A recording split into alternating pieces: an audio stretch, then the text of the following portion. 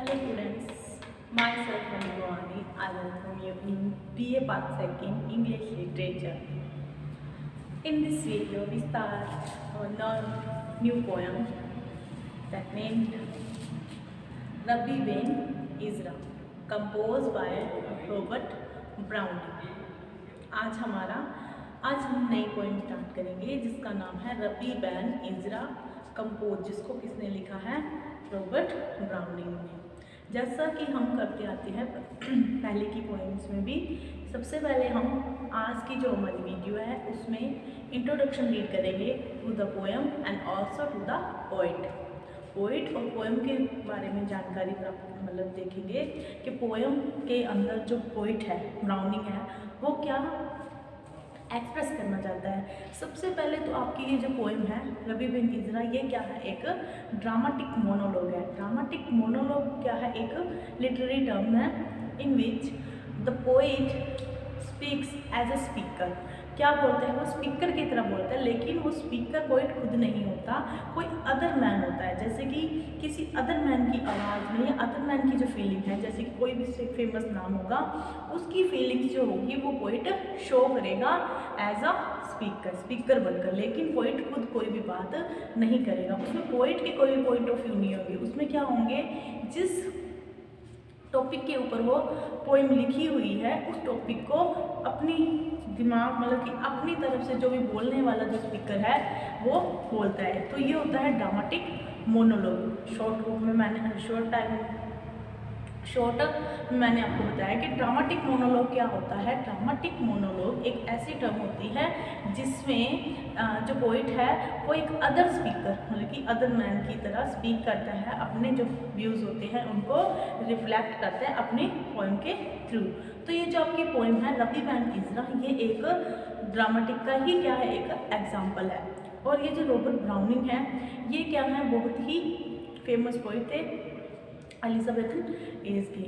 और ये किसके समकालीन थे? ये अल्फ्रेड लॉर्ड टेनिसन के समकालीन थे। अल्फ्रेड लॉर्ड टेनिसन जो बहुत ही अपने टाइम के बहुत ही फेमस पोइट थे, राइटर थे और ऑथर थे। उसी तरीके से रॉबर्ट ब्राउनिंग भी अपने स्टार्टिंग के टाइम के अंदर थे कि क्या है, बहुत ही लो डाउन डाउन इनकी जो वैल्यू थी वो डाउन थी। लेकिन जब इन्होंने अपनी पोएम लिखी थी रिंग एंड द स्टोर, तो उसके कारण वो बाद में क्या हो गए थे? बहुत ज़्यादा फेमस हो गए थे। जो रॉबर्ट ब्राउनिंग है उनको द पोइट ऑफ लोरेट कि जो इंग्लैंड का राष्ट्रीय नेशनल जो पोइट होता है उसको कहते हैं पोइट ऑफ लोरेट।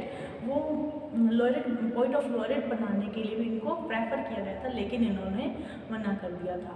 तो हम अपनी इस वीडियो में पोइट के बारे में रीड करेंगे। हमारे पोइट का नाम है यहाँ पर रॉबर्ट ब्राउनिंग, जिन्होंने बहुत ही फेमस पोएम लिखी है। That name is Rabbi Ben इज़रा।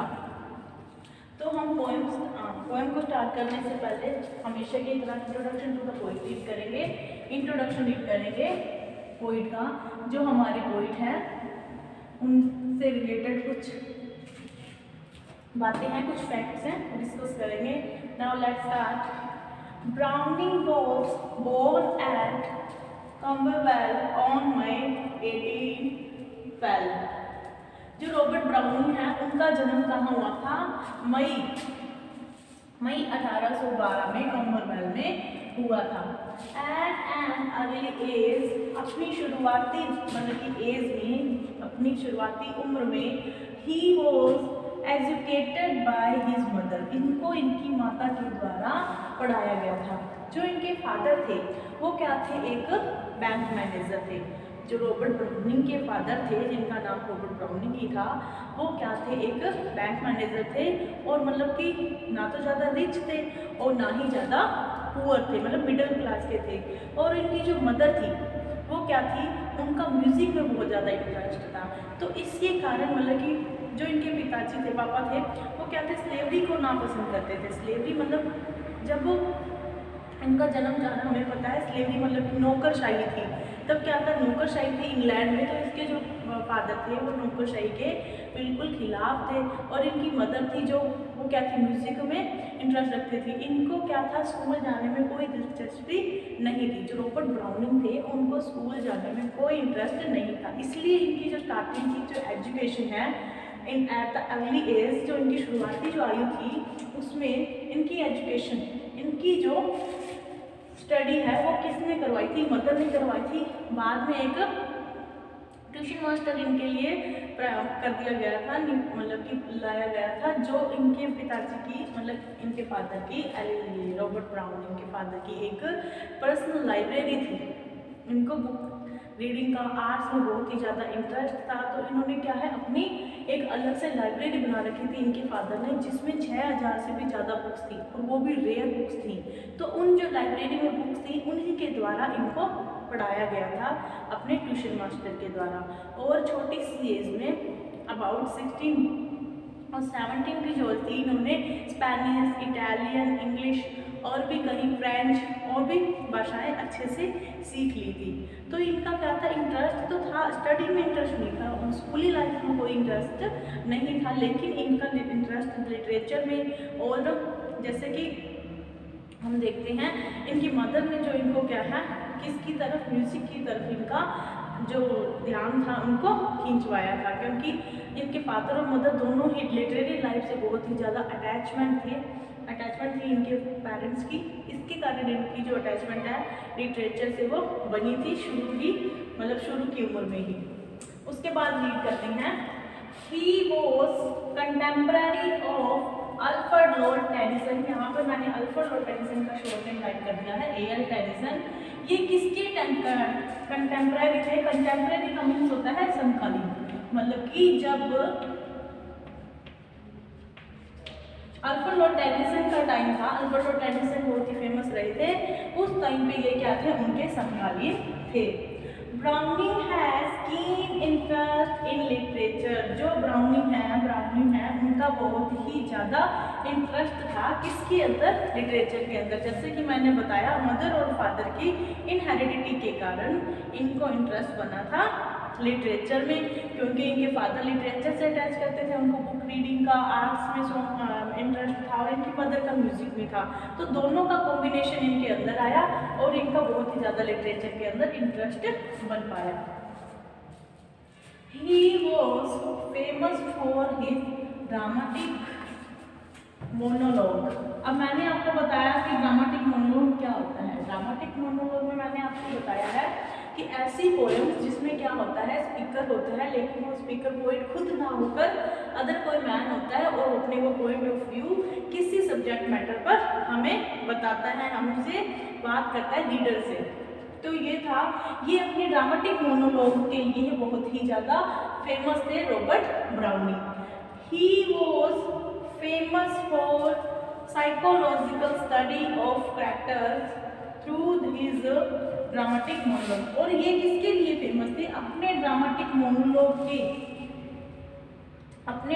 Monologue के द्वारा ये जो कैरेक्टर की जो साइकोलॉजिकल स्टडी थी उसके लिए फेमस थे। मतलब ये बहुत ही ज़्यादा अच्छे तरीके से एक्सप्रेस कर पाते थे उसकी साइकोलॉजिकल जो थॉट्स थे, जो उसके मानसिक जो विचार थे, जो वो अपने दिमाग में रखता था। किसके जो स्पीकर होता था, कैरेक्टर मतलब जो स्पीकर होता था, उसकी जो मानसिक स्थिति है उसको बहुत अच्छे से एक्सप्रेस करते थे अपने ड्रामेटिक मोनोलॉग में।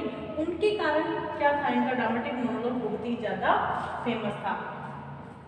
Browning was a love poet. जो ब्राउनिंग थे वो क्या थे, लव पोएट थे। And his poetry was mainly, और इनकी जो पोएट्री थी वो बहुत ही ज़्यादा मतलब मेनली किसके लिए जानी जाती थी, non for his optimism. Optimism का मतलब क्या होता है, आशावादी। ऑप्टिमिज्म का मतलब क्या होता है, आशावादी। ऑप्टिमिज्म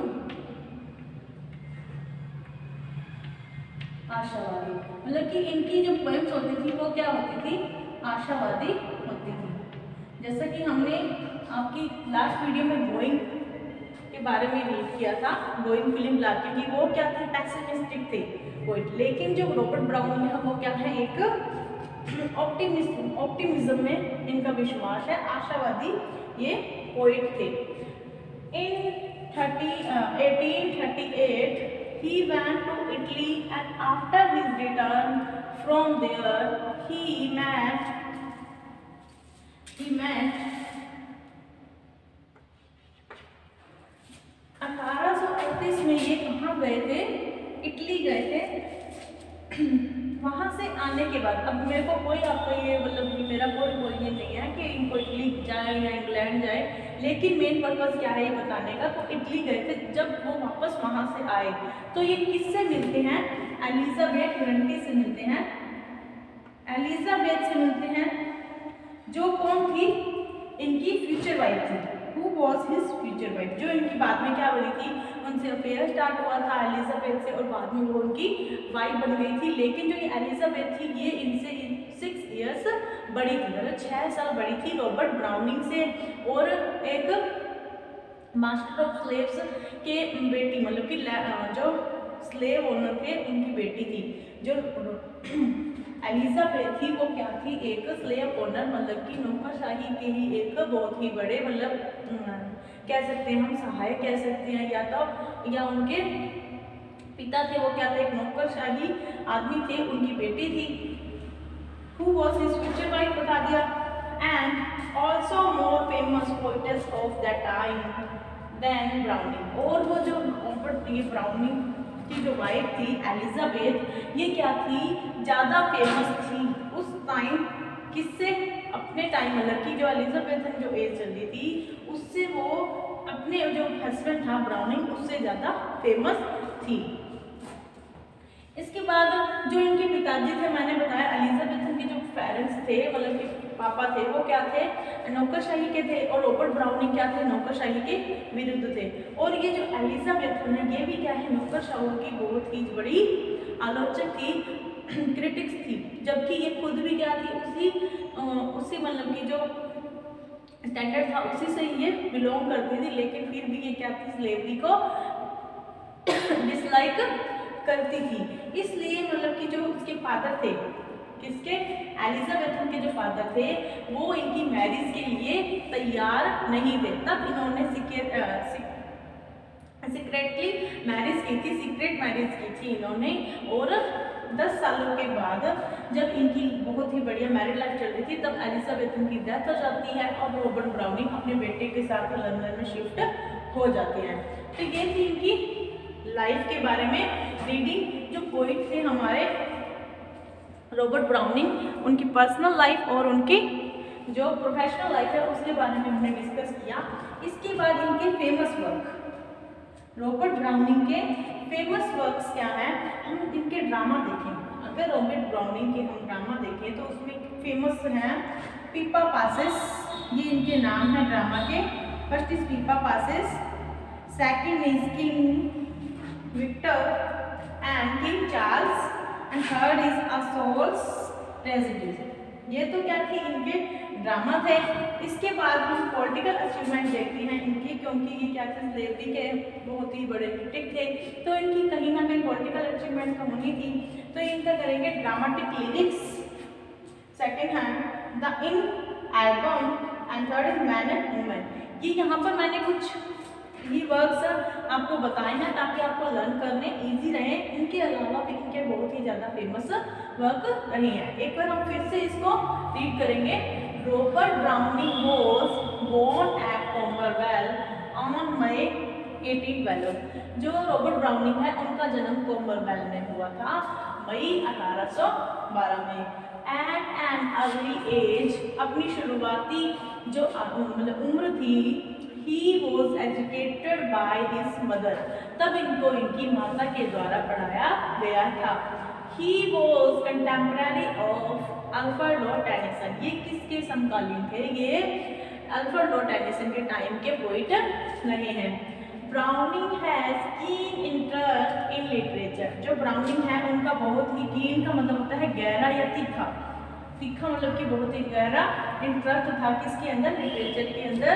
इसका मैंने आपको कारण बताया है कि रॉबर्ट ब्राउनिंग जो पिता मतलब फादर थे वो क्या थे, आर्ट से जुड़े हुए मैन थे, और इनकी मदर थी वो क्या थी, म्यूजिक में इंटरेस्टेड थी।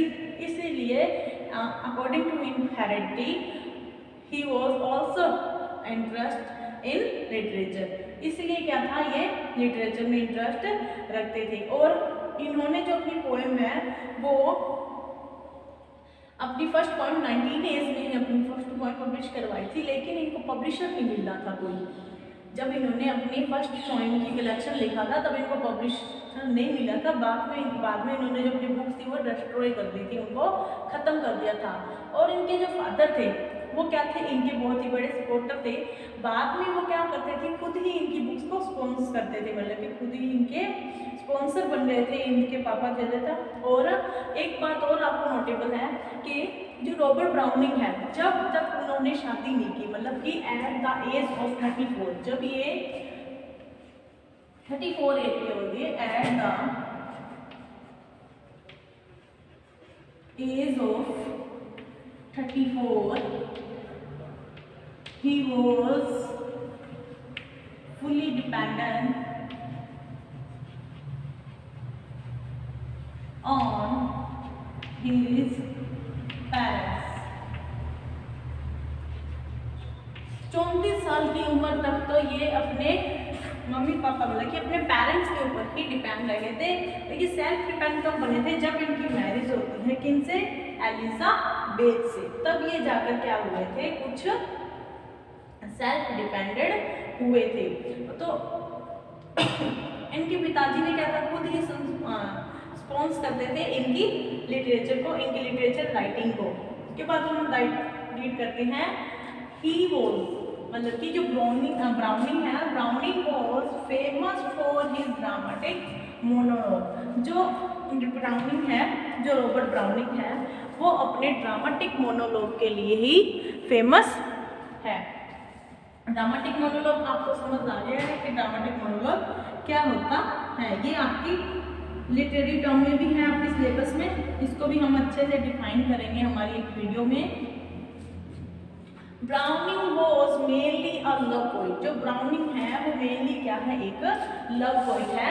And his poetry was mainly, जो मतलब कि अब लव पोइट, जैसे कि जो ब्राउनिंग है वो लव पोइट कैसे बना, इनका फुली इंटरेस्ट था शैले के।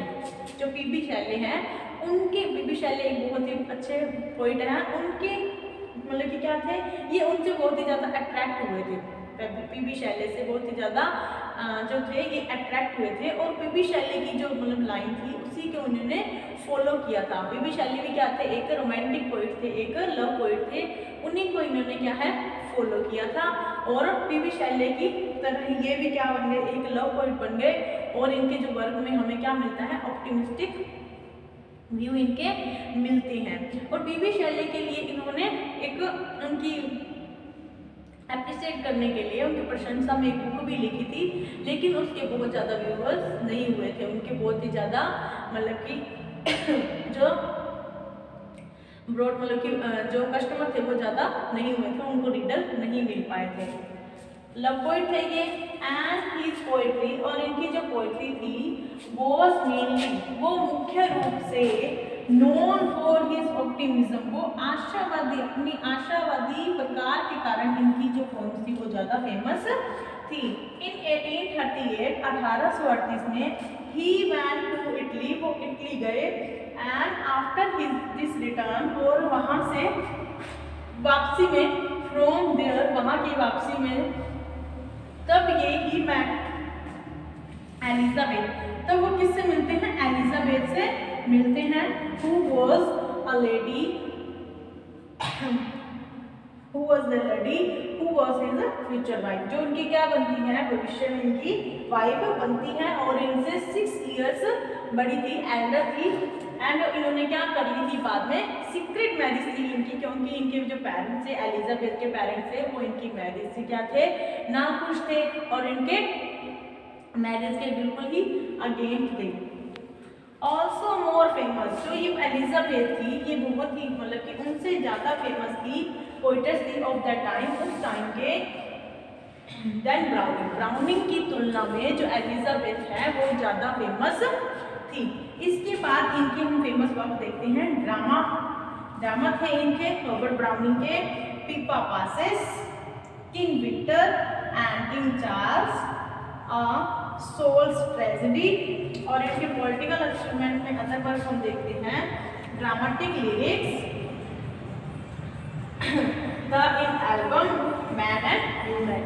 तो ये थे हमारे रॉबर्ट ब्राउनिंग के बारे में इंट्रोडक्शन। आप इनका एक बार स्क्रीनशॉट ले लीजिए ताकि आपको नोट्स बनाने में इजी रहे। एक स्क्रीनशॉट। तो ये थी हमारी आज की video Robert Browning Rabbi Ben Ezra part 1। अगले पार्ट में हम इस पोएम की इंट्रोडक्शन रीड करेंगे। तब तक के लिए घर पर रहिए, सुरक्षित रहिए, पढ़ते रहिए। Thank you.